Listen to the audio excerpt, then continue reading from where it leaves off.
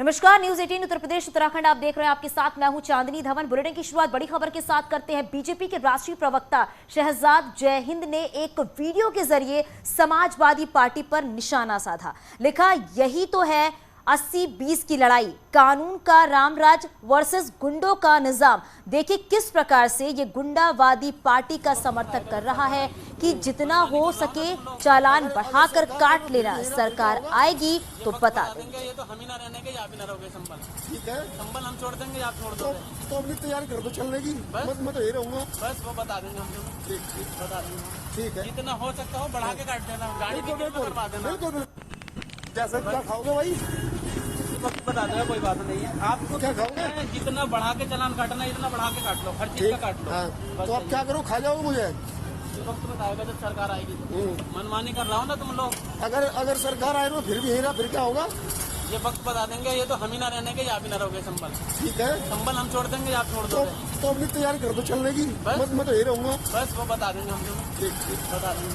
ठीक है, जितना हो सकता हो बढ़ा के काट देना, गाड़ी भी करवा देना। बिल्कुल। जैसे क्या खाओगे भाई? वक्त बता दो, कोई बात नहीं है।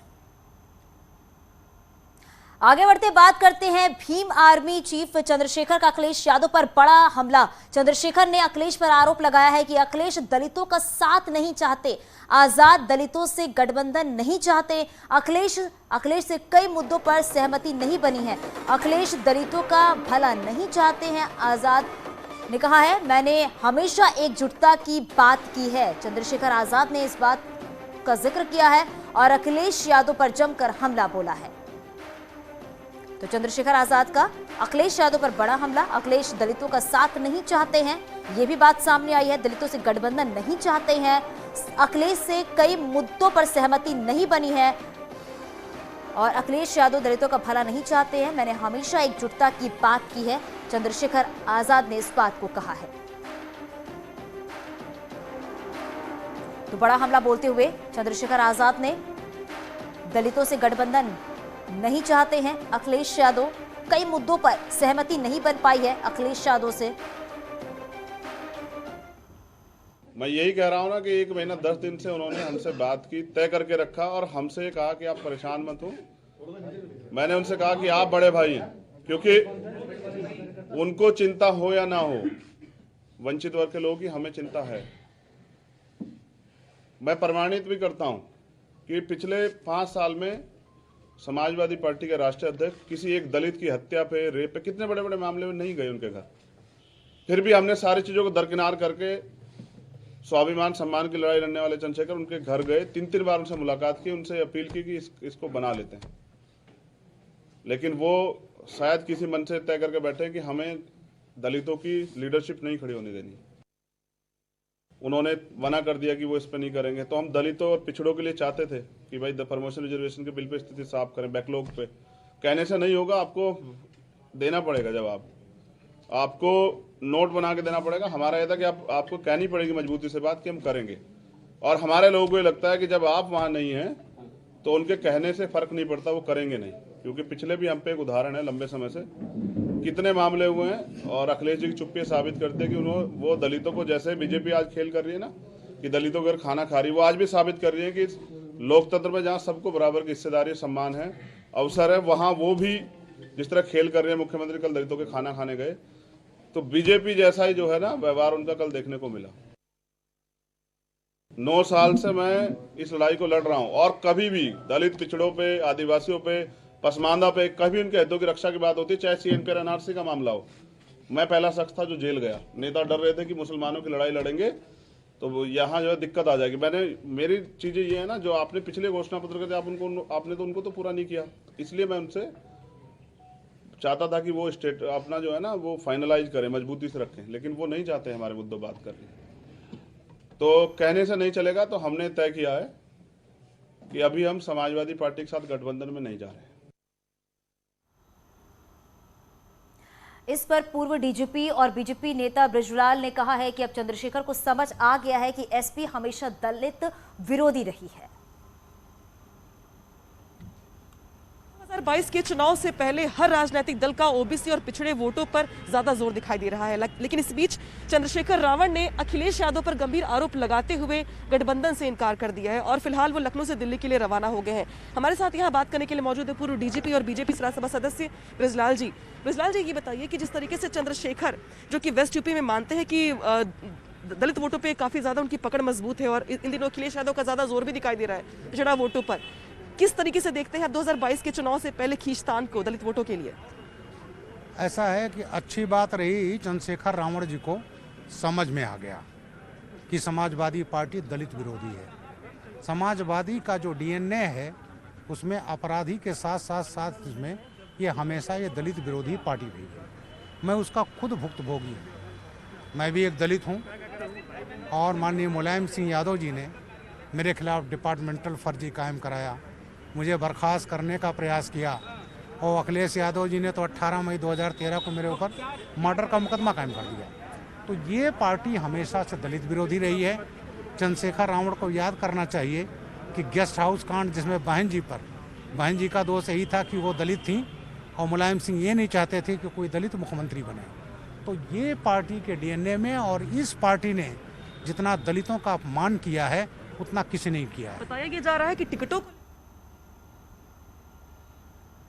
बीएसपी ने 53 उम्मीदवारों की लिस्ट जारी की है। अपने जन्मदिन पर 58 में से 53 प्रत्याशियों के नाम का ऐलान किया है। पहले चरण में 58 सीटों पर वोटिंग होगी। 11 जिलों के 58 सीटों पर वोट डाले जाएंगे। मायावती ने जताया है कि चुनाव में जीत का भरोसा।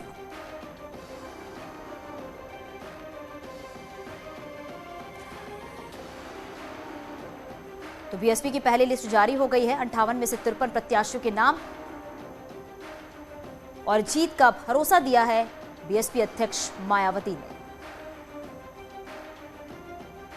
तो अपने जन्मदिन के मौके पर न जाने को भी लेकर आए दिन किस्म किस्म की तथ्यहीन व बेबुनियादी बातें करते रहते हैं, जिसका जवाब मैं 1 जनवरी को मीडिया को भी दे चुकी हूँ। उसे मैं फिर से दोहराना नहीं चाहती हूँ। वैसे भी मुझे पूरा भरोसा है कि इस बार चुनाव में बीएसपी सन 2007 की तरह फिर से यूपी की सत्ता में जरूर वापस लौटेगी।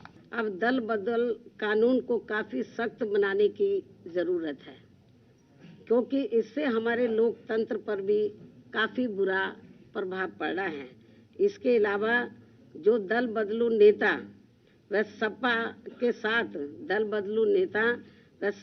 साथ गठबंधन करके चुनाव लड़ने वाली पार्टियां ये कह रही हैं कि ये पार्टी यानी कि Samajwadi party SC ST OBC और MC यानी कि माइनॉरिटीज कम्युनिटीज वर्गों के हितों की व इनके संतों, गुरुओं व महापुरुषों आदि को भी सम्मान करने वाली पार्टी है।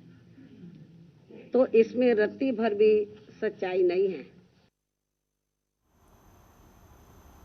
और आगे बढ़ते बात करते हैं। आईपीएस असीम वरुण ने ऐलान किया है कि वीआरएस लेने के बाद फेसबुक पोस्ट लिखा है।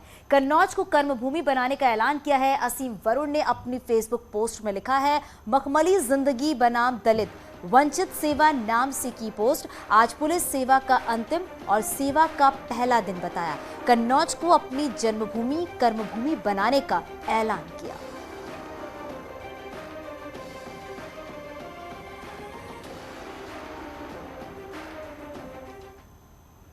और शामली से खबर मिल रही है, एसपी विधायक नाहिद हसन गिरफ्तार। नाहिद हसन को जेल भेजा गया है। गैंगस्टर एक्ट में नाहिद की गिरफ्तारी हुई है।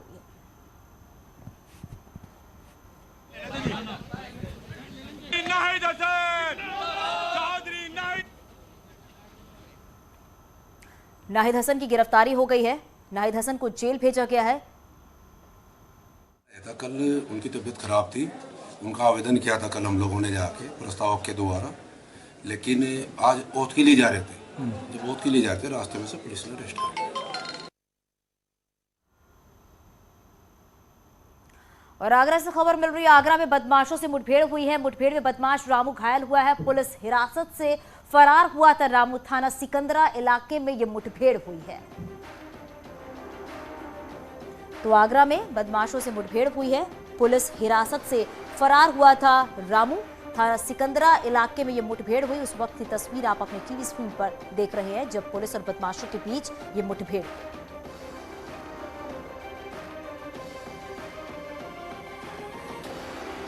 तो आगरा में बदमाशों से मुठभेड़ हुई है। ये बदमाश पुलिस हिरासत से फरार हुआ था और मुठभेड़ में बदमाश रामू घायल हुआ। सिकंदरा इलाके में ये मुठभेड़ हुई है और तस्वीरें भी आप उस वक्त की देख रहे हैं जब ये मुठभेड़ हुई। सिकंदरा पुलिस ने यहाँ पर रामू सक्सेना नाम के व्यक्ति को पुलिस मुठभेड़ में गिरफ्तार किया है। रामू सक्सेना चोरी का वांछित चल रहा था जिसे पुलिस ने गिरफ्तार किया था और जब वो अस्पताल उसे ले जाया गया था तो वहाँ से फरार हो गया था। चोरी का मुकदमा पंजीकृत है। अग्रिम विधिक कार्रवाई की जा रही है। खबर नोएडा से है। आज पुलिस की नोएडा एआरटीओ ऑफिस के पास बदमाशों के साथ मुठभेड़ हो गई है। इस मुठभेड़ में बदमाश रिंकू उर्फ नेवला को पैर में गोली लगी है। दिल्ली का रहने वाला बताया जा रहा है बदमाश रिंकू। बदमाश पर 18 केस दर्ज है। नोएडा के थाना 24 क्षेत्र में यह मुठभेड़।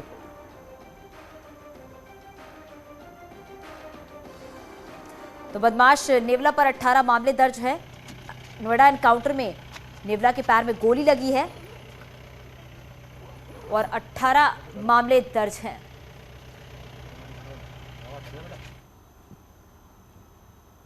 हमीरपुर में 50,000 के इनामी दिनेश राजपूत को पुलिस ने मुठभेड़ में गिरफ्तार कर लिया है। एएसपी पर बदमाश ने जानलेवा फायरिंग की थी मगर बुलेट प्रूफ जैकेट की वजह से उनकी जान बच गई। वहीं पुलिस की गोली बदमाश के दोनों पैर में लगी है। पुलिस ने उसे उपचार के लिए अस्पताल में भर्ती कराया है। मामला हमीरपुर के राठ क्षेत्र का बताया जा रहा है।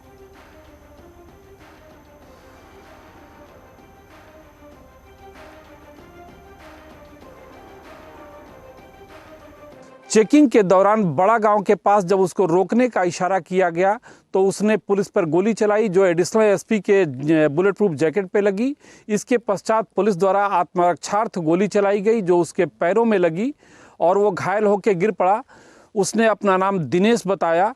उसके 2 और साथी नरेंद्र और रोहित की तलाश की जा रही है। घायल को तत्काल चिकित्सकीय सहायता हेतु अस्पताल भेजा गया है। एफआईआर लॉन्च कर आवश्यक वैधानिक कार्रवाई की जा रही है। खबर रामपुर से है। यहां के कोतवाली सिविल लाइंस के रोड के पास बदमाशों के साथ पुलिस की मुठभेड़ हुई है। मुठभेड़ में 2 युवकों को गोली लगी है। गिरफ्तार युवक समीर हत्याकांड में शामिल था। कारोबार को लेकर करीब 1 हफ्ते पहले समीर की हत्या हुई थी।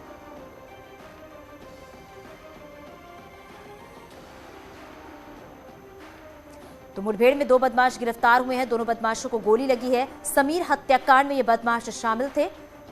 पुलिस को लंबे समय से इन बदमाशों की तलाश थी और अब पुलिस को बड़ी सफलता हाथ लगी है। रामपुर में मुठभेड़ हुई है जहां पर 2 बदमाश जिन्हें गिरफ्तार किया गया है।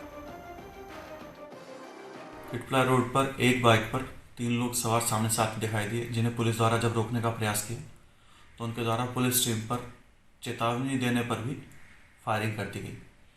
पुलिस द्वारा आत्मरक्षार्थ जवाबी फायर किया गया जिसमें से 3 में से 2 व्यक्तियों के पैर में गोली लगी और एक व्यक्ति जो भागने का प्रयास कर रहा था उसे पुलिस द्वारा पकड़ लिया गया। घायलों को तत्काल उपचार हेतु जिला अस्पताल में भर्ती कराया गया और शेष विधिक कार्रवाई की जा रही है। खबर बांदा से है। यहां बाजार से घर लौट रहे युवक को गोली मारी गई है। आरोप दबंगों पर लगा हुआ है। घायल युवक को इलाज के लिए कानपुर रेफर किया गया है। पुलिस के अधिकारी इस मामले में कुछ बोल नहीं रहे हैं। मामला शहर कोतवाली का बताया जा रहा है।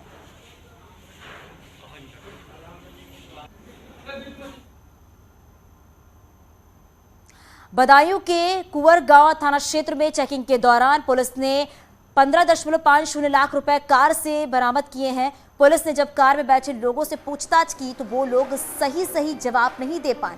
इसके बाद बरामद रुपए को सीज किया गया है। पुलिस ने आचार संहिता के उल्लंघन में कार्रवाई की है।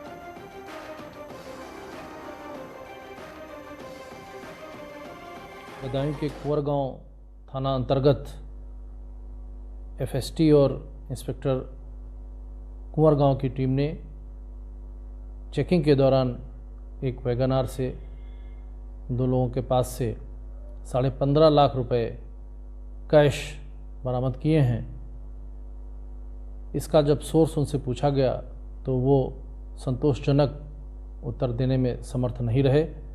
इसको एफएसटी टीम और स्थानीय पुलिस के माध्यम से ट्रेजरी में इस कैश को जमा कराया गया है तथा विभिन्न विभागों से को सूचना दी गई है। उनसे परीक्षण करा करके इसमें अग्रिम वैधानिक कार्रवाई की जा रही है। और यहाँ रुकेंगे, छोटे से ब्रेक के लिए चलते लौटते हैं। और अब बात करते हैं मुजफ्फरनगर में विधानसभा चुनाव से पहले पुलिस ने अवैध हथियार बनाने वाली फैक्ट्री पर छापेमारी की है। छापेमारी के दौरान पुलिस टीम ने मौके से जहां हथियार बना रहे एक व्यक्ति को गिरफ्तार कर लिया है, तो वहीं पुलिस ने फैक्ट्री से बड़ी मात्रा में बने अवैध हथियार, कारतूस और हथियार बनाने के उपकरण भी बरामद किए हैं। दरअसल ककरौली थाना क्षेत्र में स्थित टंडेड़ा गांव में जंगल में एक बंद पड़े गुड़ कोल्हू में धड़ल्ले से हथियार बनाने की फैक्ट्री चल रही थी। मुखबिर की सूचना मिलने पर पुलिस ने जब यहां छापेमारी की तो मौके से पुलिस ने हथियार बना रहे फरमान नाम के एक व्यक्ति को गिरफ्तार किया है। तो वहीं मौके से पुलिस ने 13 बने हुए तमंचे और 2 देसी बंदूक, कारतूस और कुछ बने हथियारों के साथ उपकरण भी बरामद किए हैं। अभियुक्त जो है वो शातिर किस्म का है, फरमान नाम है इसका, कम्हेड़ा का रहने वाला है और ये पहले भी असलहा बनाने के कारोबार में लिप्त रहा है, पहले भी पकड़ा गया है और ये बहुत ही एक्सपर्ट कारीगर है और डिमांड पे भी ये सप्लाई करता है। अब ये जहाँ जहाँ इसने असलहे बेचे हैं उसकी तलाश भी ककरौली पुलिस द्वारा की जा रही है। और यहाँ रुकेंगे कुछ ही पलों के लिए।